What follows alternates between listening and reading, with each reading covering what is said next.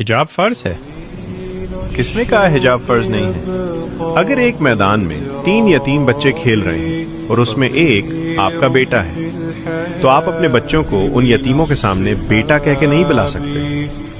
ये हिजाब है। अगर आपका पड़ोसी भूखा है या आपको पता नहीं कि उसने खाना खाया या नहीं, तो आपके बर्तनों की आवाज वहां तक नहीं जा सकती। ये हिजाब है।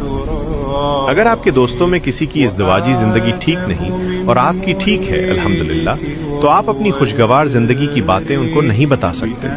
ये हिजाब है।